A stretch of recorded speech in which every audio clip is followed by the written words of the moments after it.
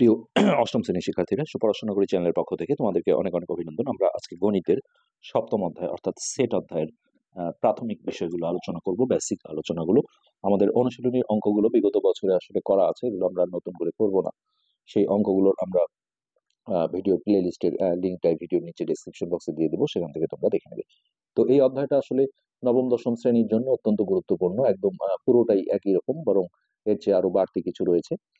তো সেট শব্দটা আমাদের সুপরিচিত, যেমন tea set, sofa set, dinner set, এক সেট বই ইত্যাদি। তো জার্মান গণিতবিদ জর্জ ক্যান্টর, তার এটা হচ্ছে যে জন্ম আর মৃত্যুসাল, সেট সম্পর্কে ধারণা ব্যাখ্যা করেন। সেট সংক্রান্ত তার ব্যাখ্যা গণিত শাস্ত্রে সেট তত্ত্ব হিসেবে পরিচিত। এগুলো কিন্তু এমসিকিউ গুলোতে বা সংক্ষিপ্ত প্রশ্নে প্রয়োজন হবে। সেটের প্রাথমিক ধারণা থেকে প্রতীক এবং চিত্রের মাধ্যমে সেট সম্পর্কে জ্ঞান অর্জন করা আবশ্যক। তো এবার আমরা নিচের বিষয়গুলো দেখব। প্রথমে দেখো, সেটকে সংজ্ঞায়িত করা হয়েছে। যদি বলা হয় যে সেট কাকে বলে বা সেট কি, তাহলে এইটা তোমাদের লিখতে হবে। বাস্তব বা চিন্তা জগতের সুসংজ্ঞায়িত বস্তুর সমাবেশ বা সংগ্রহকে সেট বলে, অর্থাৎ যেটাকে একটা সুন্দরভাবে সংজ্ঞা দেওয়া যায়। তো ইংরেজি বর্ণমালার প্রথম 5টি বর্ণ অর্থাৎ ABCDE, হ্যাঁ, এটা হতে পারে। তারপরে এশিয়া মহাদেশের দেশসমূহ, এগুলো সবই একটা করে সেট। স্বাভাবিক সংখ্যা, তারপরে শুধু যে 5টি বর্ণ হবে তা না, যে কোনো আমি যদি সিলেক্ট করে দিই যে শেষ 2টি বর্ণ, 4টি বর্ণ, হ্যাঁ, এরকম সবই হচ্ছে সেট। আচ্ছা, তাহলে এগুলো হচ্ছে সুসংজ্ঞায়িত একটা সমাবেশ। কোন বস্তু বিবেচনাধীন সেটের অন্তর্ভুক্ত আর কোনটি নয় তা সুনির্দিষ্টভাবে নির্ধারিত হতে হবে। সেটের বস্তুর কোনো পুনরাবৃত্তি বা ক্রম নেই। এইটা খুবই একটা ইম্পর্টেন্ট জিনিস, যে একটা সেটের উপাদানগুলো একাধিকবার আমরা কখনো লিখি না, অথবা ছোট থেকে বড় বা বড় থেকে ছোট লেখার কোনো বাধ্যবাধকতা নেই, যে কোনো ভাবে লিখলে হয়। তবে অঙ্কটা যত ভুল না হয় বা দেখতেও ভালো লাগে, এই জন্য আমরা সবসময় সেটের উপাদানগুলো ছোট থেকে বড়ই লিখি, কিন্তু পুনরাবৃত্তিটা আমরা কিন্তু কখনোই করি না। তো সেটের প্রত্যেক বস্তুকে সেটের উপাদান, ইংলিশে যেটা এলিমেন্ট বলা হয়। সেটকে সাধারণত ইংরেজি বর্ণমালার বড় হাতের অক্ষর ABCDE, এইভাবে XYZ, মানে যে কোনো বড় হাতের অক্ষর দিয়ে নামকরণ করা হয়। আর যদি উপাদানগুলো কোনো অক্ষর হয়, তাহলে ছোট হাতের অক্ষরে দিতে হয়। যেমন ধরো, আমি যদি বলি যে এ একটা সেট, হ্যাঁ, তাহলে সেই এ সেটের নামটা আমার বড় হাতের অক্ষরে দিতে হবে। আর আমি যদি বলি যে এর উপাদানগুলো হচ্ছে ইংরেজি বর্ণমালার প্রথম 3টে অক্ষর, এখানে কিন্তু অবশ্যই ছোট হাতের অক্ষর দিয়ে কমা দিয়ে দিতে হবে। আর যদি কখনো সংখ্যা হয়, তাহলে সংখ্যায় থাকলো, ধরো 1, 2, 3, এইভাবে থাকলো। তো এখানে বলা হচ্ছে যে সেটের কোনো ক্রম নেই, অর্থাৎ আমি ছোট থেকে বড় লিখলাম না বড় থেকে ছোট, তাতে যায় আসে না, কিন্তু তারপর আমরা লেখার সময় সাধারণত ছোট থেকে বড়ই লিখি। কিন্তু একই উপাদান একাধিকবার লেখা যাবে না, পুনরাবৃত্তি হবে না। তো এটাই ছিল এখানকার বিষয়। তারপরে এখানে যেটা আছে যে, ধরো এই যে এরকম একটা চিহ্ন আছে, এটাকে এলিমেন্ট বলা হয়। হ্যাঁ, এলিমেন্ট মানে হচ্ছে উপাদান। আমরা এই জিনিসটা একটু তোমাদের এখান থেকে পড়ে দিই। সেটের উপাদানগুলোকে এই সেকেন্ড ব্র্যাকেট, এই প্রতীকের মধ্যে অন্তর্ভুক্ত করে সেট হিসেবে ব্যবহার করা হয়। যেমন ABC এর সেট হবে এরকম, তিস্তা, মেঘনা, যমুনা, ব্রহ্মপুত্র। যদি আমি 3টে নদীর সেট চাই, তাহলে সেকেন্ড ব্র্যাকেট দিয়ে এইভাবে ব্র্যাকেট দিয়ে কমার ভেতরে রাখতে হবে। প্রথম 2টি জোড় স্বাভাবিক সংখ্যার সেট, এই সেটগুলো দেখো কোনো নামকরণ করা হয়নি, করলে বড় হাতের অক্ষরে ABCD দিয়ে দিতে হবে। তারপরে 6 এর গুণনীয়ক গুলোর সেট, সেটা এরকম 6কে কি দিয়ে ভাগ করলে নিঃশেষে বিভাজ্য হয়। মনে করি সেট এ এর একটি উপাদান হচ্ছে এক্স, তাহলে একে গাণিতিক ভাবে এইভাবে লেখা যায় যে এক্স এলিমেন্ট অফ এ, প্রতীক দ্বারা প্রকাশ করা হয়। তাহলে এটা পড়তে হয় এইভাবে যে এক্স এ সেটের উপাদান, ইংলিশে যেটা বলা হয় এক্স বিলংস টু এ। তারপরে এখানে আছে যেমন বি, দেখো বি সেট হচ্ছে M, হলে আমি এখানে বলতে পারবো যে এই ছোট হাতের এমটা, হ্যাঁ, এলিমেন্ট অফ বি, অর্থাৎ বি সেটের একটা উপাদান। আবার এনটা এটাও বি সেটের একটা উপাদান। কিন্তু এখানে আমি যদি দেখো একটা ছোট এ বলি, তখন আমাকে এটা নট এলিমেন্ট দিতে হবে, অর্থাৎ এখানে একটা একটা না কেটে দিতে হবে। তো আমাদের উদাহরণ কাজ এই সব বা অনুশীলনী সমস্ত অঙ্ক করা আছে, আমরা এগুলো করব না। আমরা কিন্তু বেসিক বিষয়গুলো আলোচনা করছি। এখানে দেখানো হয়েছে প্রথম 5টি বিজোড় সংখ্যার সেট। তাহলে তোমরা জানো প্রথম 5টা বিজোড় সংখ্যা এটা, তাহলে সেটা যদি এ হয়, তাহলে এ সেট সমান আমরা এটা লিখতে পারি। খুবই সুন্দরভাবে বই কিন্তু ক্লিয়ার বর্ণনা করা আছে। তো এই কাজগুলো আমাদের করা আছে, এগুলো আমরা করব না। এখন খুবই ইম্পর্টেন্ট বিষয় যে সেট প্রকাশের 2টা পদ্ধতি আছে। তার মানে আসলে সেট যে 2 প্রকার তা না, একটা সেটকে আমরা কিভাবে প্রকাশ করব তার পদ্ধতি আছে 2টা। একটা হচ্ছে তালিকা পদ্ধতি, ইংলিশে বলে টেবুলার মেথড। আর আরেকটা হচ্ছে সেট গঠন পদ্ধতি, ইংলিশে যেটা বলা হয় সেট বিল্ডার মেথড। তো তালিকা পদ্ধতি হচ্ছে যে এই পদ্ধতিতে সেটের সকল উপাদানগুলো সুনির্দিষ্টভাবে উল্লেখ করে দ্বিতীয় বন্ধনীর মধ্যে আবদ্ধ করা হয়, এবং একাধিক উপাদান থাকলে তাদের মধ্যে কমা ব্যবহার করে পৃথক করা হয়। যেমন সুনির্দিষ্টভাবে বলে দিয়েছে, দেখো 1, 2, 3 বা XYZ, কিন্তু আমি যদি এখানে শর্ত দিই যে প্রথম 3টা স্বাভাবিক সংখ্যা, তাহলে সেটা হবে সেট গঠন পদ্ধতি, মানে সুনির্দিষ্টভাবে যদি না থাকে। তো এগুলো সবগুলোই হচ্ছে তালিকা পদ্ধতি।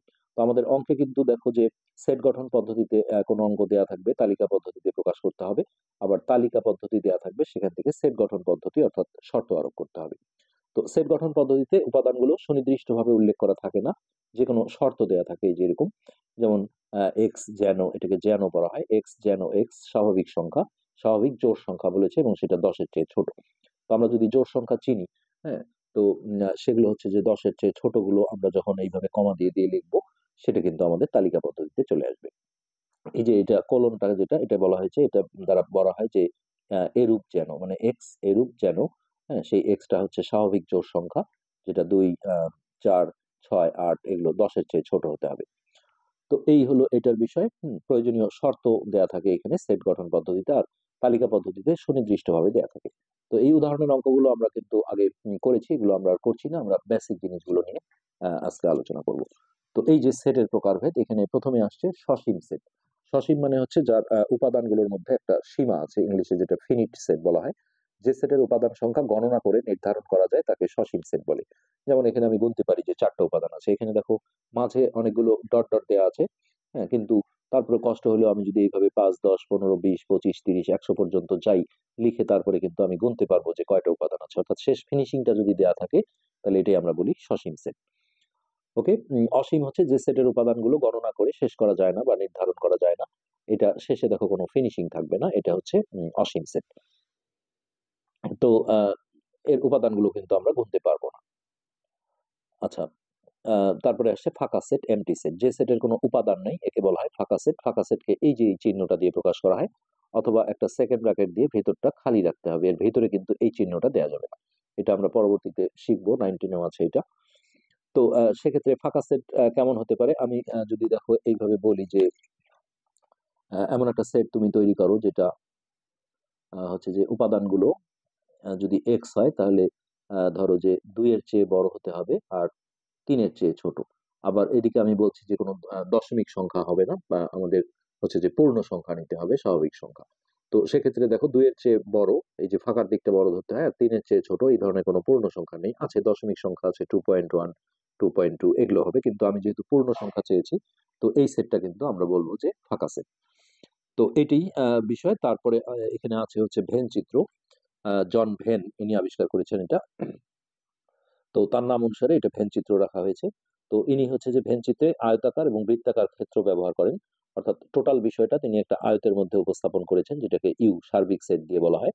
আর তার ভিতরে দেখো বৃত্ত দিয়ে কিছু তার উপসেট গুলো বোঝানো হয়। যেমন আমি যদি বলি যে একটা স্কুলের সমস্ত শিক্ষার্থী, তার সেটটা হবে এই একটা আয়তের মধ্যে তারা অবস্থান করছে, এটা হচ্ছে ইউ সার্বিক সেট।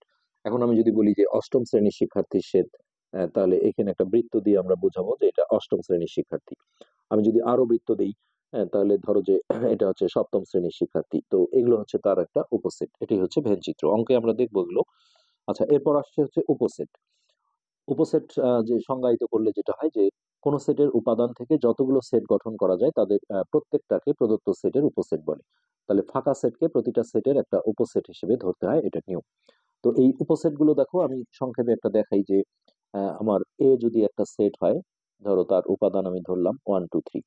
তো এই এই এ সেটের যদি আমার উপসেট চাই, তাহলে দেখো নিয়ম হচ্ছে যে প্রথমে প্রতিটা সেট তার নিজের একটা উপসেট, অর্থাৎ এই 1, 2, 3। এরপর আমরা দুটো দুটো করে নেব, সেটের যেহেতু ক্রম নেই আমি যে কোনো ভাবে লিখতে পারি, তারপরে আমরা ছোট থেকে বড়ই লিখবো। আমি লিখবো হচ্ছে 1, 2, তারপরে লিখবো 2, 3, আরেকটা লিখবো হচ্ছে 1, 3। দেখো দুইটা করে উপাদান নিয়ে এর চেয়ে বেশি আর লেখা যায় না। এখন একটা করে উপাদান নিতে হবে, 1, তারপর 2, তারপর 3। আর ওই যে বলে দেওয়া হয়েছে ফাঁকা সেটকে প্রতিটা সেটের একটা উপসেট ধরা হয়। তাহলে এখানে আমরা কয়টা উপসেট পেলাম, দেখো 1, 2, 3, 4, 5, 6, 7, 8, অর্থাৎ 3 উপাদান বিশিষ্ট কোন সেটের উপসেট বের করলে 8টা উপসেট হবে। এটা একটা সূত্র আছে দেখো, যে একটা সেটের কয়টা উপসেট বের হবে তার সূত্র হচ্ছে 2 টু দি পাওয়ার n, যেখানে n মানে হচ্ছে যে সেটের উপসেট বের করতে বলা হয়েছে তার উপাদান কয়টা আছে সেটা হচ্ছে n এর মান। তো এখানে উপাদান দেখো 3টা আছে, সো 2 এর উপর আমরা 3 পাওয়ার দিলে এটা দেখো 2 কিউবে 8 হয়, তাহলে এই যে 8টা আসছে। একইভাবে আমার কোন একটা সেটে যদি এরকম দেখো 4টা উপাদান থাকে, 2, 1, 2, 3, ধরো 5, এরকম 4টা, তাহলে এর উপসেট যদি বলা হয় কয়টা হবে, তাহলে সূত্র হচ্ছে 2 টু দি পাওয়ার n, এখানে n এর মান হচ্ছে 4, যেহেতু এই সেটে আমার 4টা উপাদান আছে। তাহলে 2 কে যদি আমরা 4 বার গুণ করি তাহলে এটা হবে 16। তাহলে এর উপসেট বের করলে এরকম 16টা উপসেট আসবে। এগুলো এমসিকিউ গুলোতে কিন্তু আসে। আচ্ছা, তো উপসেটের একটা প্রতীক আছে, সেটা হচ্ছে দেখো এইভাবে ইউ দিয়ে নিচে এইভাবে একটা দাগ দেওয়া আছে, এটা হচ্ছে উপসেটের চিহ্ন। ওকে, এইখানে উদাহরণগুলো আমরা করব না, কারণ এগুলো আমাদের করাই আছে। এরপর আমরা দেখি লাস্ট পার্টে, দেখো আমরা এই ভিডিও থাম্বনেল তোমরা দেখবে, লাস্ট পার্টের দিকে সমস্ত উদাহরণ এবং কাজের অঙ্কগুলো আমরা করেছি। সার্বিক সেট, সার্বিক সেট হচ্ছে যে টোটাল সেটটাকে, এই যে এখানে দেখো আমি যে এই সেটের যে উপসেট গুলো বের করেছি, তাহলে এই উপসেট গুলোর যে বস, অর্থাৎ এই যে পুরো যে সেটটা, এটাকে আমরা বলবো এই উপসেট গুলোর একটা সার্বিক সেট। তো এটা এখানে বলা হয়েছে যে আলোচনায় সংশ্লিষ্ট সকল সেট যদি একটা নির্দিষ্ট সেটের উপসেট হয়, তবে ওই নির্দিষ্ট সেটকে এর উপসেট গুলোর সাপেক্ষে সার্বিক সেট বলে। যেমন এই যে আমরা আলোচনায় সংশ্লিষ্ট এগুলো দেখো উপসেট পেয়েছি, তাহলে এটা কার উপসেট ছিল? এই সেটের, তাহলে এই সেটটাকে আমরা বলবো হচ্ছে সার্বিক সেট, যেটা টোটাল সেট। আর উদাহরণগুলো আমরা করব না। এই পূরক সেট, পূরক সেটটা কিন্তু খুবই একটা ইম্পর্টেন্ট কমপ্লিমেন্ট হচ্ছে অফ এ সেট। তো যদি ইউ সার্বিক সেট এবং এ সেটটা ইউ এর একটা উপসেট হয়, তবে এ সেটের বহির্ভূত সকল উপাদান নিয়ে যে সেট গঠন করা হয় তাকে এ সেটের পূরক সেট বলে। অর্থাৎ এই পূরক সেটকে দেখো এই যে টু দি পাওয়ার সি, এই যে কমপ্লিমেন্টের সি দিয়ে, অথবা এরকম প্রাইম বা ড্যাশ দিয়ে প্রকাশ করা হয়, অথবা বাংলায় বলে দেয় এ এর পূরক সেট। 3 ভাবে বলতে পারে। তো এটা আমরা উদাহরণ আসলে একটু দিলে তোমাদের বুঝতে সুবিধা হবে। ধরো একটা সার্বিক সেট ইউ, সার্বিক সেটকে ইউ দিয়ে প্রকাশ করা হয়, মানে টোটাল যে সেটটা, এটার উপাদান একটু বেশি থাকে, 1 2 3 4 5। তো এরই একটা উপসেট ধরো আমরা বের করে নিলাম এ, এখান থেকে আমরা দুটো বা তিনটা বা একটা উপাদান নিতে পারি, ধরো 4 আর 5 নিলাম, এর মধ্যেই থাকতে হবে। তো এখন যদি আমার এই এর পূরক সেট চাই, সেটা দেখো এ প্রাইম এইভাবে এ ড্যাশ, অথবা এ টু দি পাওয়ার সি, অথবা একদম এইভাবে বলে দিতে পারে যে এ এর পূরক সেট। এটা দিয়ে কিন্তু অনেক অঙ্ক রয়েছে। তো এই পূরক সেট, এটা সূত্র যেটা, এটা পরীক্ষা প্রশ্নে যেভাবে থাকবে এটাই তোমরা লিখবে। এটা হচ্ছে ইউ মাইনাস, এই মাইনাসটাকে আমরা দেখো এইভাবে বাদ দিয়েও লিখতে পারি, অবলিকটা যেমন আমরা এই পাশে দিই, এটা এই পাশে দিতে হয়। তো এবার ইউ এর জায়গায় আমরা ওই যে সার্বিক সেটের মানটা যদি বসাই, 1 2 3 4 5, মাইনাস এর জায়গায় আমরা এই 4 5 বসালাম। তাহলে এই যে ইউ থেকে দেখো এই যে যেগুলো কমন মিলে যাবে, অর্থাৎ 4 আর 5, এই দুটো বাদ দিয়ে বাকি যে থাকলো 1 2 3, এটাই হচ্ছে আমাদের এ সেটের পূরক সেট, যেটাকে আমরা এই 3 ভাবে যে কোনো একভাবে প্রকাশ করতে পারি।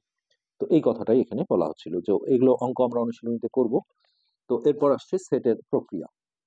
প্রথমে আসছে সংযোগ সেট, যেটা আমরা সেটের ভাষায় আসলে অনেক সময় যোগ বলে থাকি, কিন্তু এটা সেই রকম আসলে ডাইরেক্ট যোগ নয়। হ্যাঁ, দুই বা ততোধিক সেটের সকল উপাদান নিয়ে গঠিত সেটকে সংযোগ সেট বলে। এটাকে এইভাবে ইউনিয়ন বলা হয়, যেটা এই যে ইউনিয়ন অফ সেট, হ্যাঁ, ইউ দিয়ে প্রকাশ করা হয়। কিন্তু সার্বিক সেটের যেটা আমরা ইউ দেখলাম, হ্যাঁ, সেই ইউ আর এই ইউ কিন্তু ভিন্ন। হ্যাঁ, এখানে দেখো ইউটা একেবারে একদম আমরা যেটা এবিসিডি ইউ করেছি সেটা, মানে এটা সেটের নামটাই থাকবে ইউ। আর এটা ইউটা একটু ফ্ল্যাট করা, হ্যাঁ, এটা হচ্ছে যে দুইটা সেটের মাঝখানে দেয়া থাকবে, এটা মানে হচ্ছে সংযোগ সেট। তো এটা কিভাবে করতে হয় আমরা একটু ছোট মোটো করে দেখাই। যে এ সমান ধরো একটা 2 3 5, আর বি একটা সেট আমরা দেখালাম যে 1 3 5 6। এখন এই দুইটা সেটের আমাকে যদি সংযোগ সেট অথবা ইউনিয়ন চাই, তাহলে এ ইউনিয়ন বি সমান কি হবে? এর জায়গায় দেখো আমরা এ সেটটা বসাবো 2 3 5, তারপর ইউনিয়ন, এইখানে বি এর জায়গায় আমরা 1 3 5 6। তো আমরা শিখেছি যে সেটের কোনো পুনরাবৃত্তি নেই, আর হচ্ছে যে কোনো ক্রম নেই, যে কোনো ক্রমে লিখলেই হবে, কিন্তু আমরা ছোট থেকে বড়ই লিখবো সবসময়। এখন এই বলা আছে যে দুই বা ততোধিক সেটের, এখানে আমাদের দুইটা সেট নেওয়া আছে, সকল উপাদান নিয়ে যে সেট গঠন করা হয়। তো এইখানে ওয়ানটা যেহেতু এখানে পড়ে গেছে, কিন্তু আমরা টেনে সামনে নেব। তারপরে দেখো 2 নিলাম, আর 3 দুইটা নেওয়া যাবে না যেহেতু পুনরাবৃত্তি নেই, সো একটা 3 নেব। তারপরে 5 দুটোর মধ্যে থেকে একটা নেব, আর 6 নেব। এটাই হচ্ছে আমাদের এ সেট, আর বি সেটের হচ্ছে সংযোগ সেট বা ইউনিয়ন। আশা করি এই বিষয়টা বুঝতে পেরেছো। এই উদাহরণের সমস্ত অঙ্ক আমাদের করা আছে, এগুলো আমরা করব না। এরপর আমরা দেখবো হচ্ছে সেট সেট। সেট সেট হচ্ছে এটা ঠিক উল্টো, যেটাকে ইন্টারসেকশন বলি আমরা। ধরো এই যে এইটাই আমরা যদি নেই যে এ সেট হচ্ছে 2 3 5, আর বি সেট হচ্ছে 3 5। তো এটা প্রকাশ করা হয় দেখো এইভাবে উল্টায়ু, এ ইন্টারসেকশন বি কত। তাহলে এখানে এর জায়গায় আমরা 2 3 5 দিলাম, ইন্টারসেকশন বি এর জায়গায় 3 5 দিলাম। এই দুইটা সেটের মধ্যে সাধারণ বা কমন উপাদানগুলো নিতে হবে, অর্থাৎ এখানে দেখো 3 আর 5 এই দুটো কমন আছে, তাহলে এটাই হচ্ছে এই দুইটা সেটের বাংলায় বলা হচ্ছে সেট সেট, ইংলিশে আমরা বলি ইন্টারসেকশন, অর্থাৎ প্রতীকটা হচ্ছে এটা। এখন দুইটা সেটের মধ্যে যদি কোনো কমন না থাকে, সাধারণ কোনো উপাদান না থাকে, তখন উত্তরটা হবে ফাঁকা সেট। এটাকে আমরা বলছি সেট সেট। ওকে, আচ্ছা, আর একটা আছে এখানে, সেটা হচ্ছে এটি বলছে যে দুই বা ততোধিক সেটের সাধারণ উপাদান নিয়ে যে সেট গঠন করা হয় সেটাই হচ্ছে সেট সেট। তো উদাহরণগুলো আমরা করব না। এরপর আছে নিঃসেট সেট। নিঃসেট সেট হচ্ছে যে যেটা আমি একটু আগে বললাম, যে দুইটা সেটের যদি কোনো উপাদানের মধ্যে কমন না থাকে, অর্থাৎ অ্যান্সার যদি ফাঁকা সেট আসে, তাহলে এই সেট দুটোকে পরস্পর নিঃসেট সেট বলা হয়। ধরো আমি একটা এ সেট নিলাম এমন, যে এ সেটের উপাদান হচ্ছে 2, 3, 5। আর একটা বি সেট নিলাম যার এগুলোর মধ্যে একটাও নেই, অর্থাৎ 6, 7। এখন এই দুইটা সেটের আমি যদি ইন্টারসেকশন করি, যে এ ইন্টারসেকশন বি, তাহলে এখানে এর জায়গায় আমি দেখো 2, 3, 5 দিলাম, ইন্টারসেকশন এখানে বি এর জায়গায় 6 আর 7 দিলাম। এই দুইটা সেটের মধ্যে কোনো সাধারণ উপাদান, কমন উপাদান নেই, অর্থাৎ ফাঁকা সেট হবে। এক্ষেত্রে আমরা এই এ সেট আর বি সেটকে পরস্পর নিঃসেট সেট বলবো। তো আশা করি এই বিষয়টা ক্লিয়ার হয়েছে। এখন মাঝখানে অনেকগুলো উদাহরণ আছে, এগুলো আমাদের সব করা আছে, এগুলো আমরা নতুন করে করব না। হ্যাঁ, আমাদের মোটামুটি কিন্তু আলোচনা, বেসিক আলোচনাগুলো শেষ হয়ে গেল। তো এরপরে অনুশীলনীর এই যে টিক চিহ্ন বলো বা অনুশীলনীর যে অঙ্কগুলো আছে, এগুলো সবগুলো আমাদের করা আছে। আমরা ভিডিও নিচে প্লে লিস্টের লিঙ্ক দিয়ে দেবো, সেখান থেকে দেখে নেবে। ধন্যবাদ।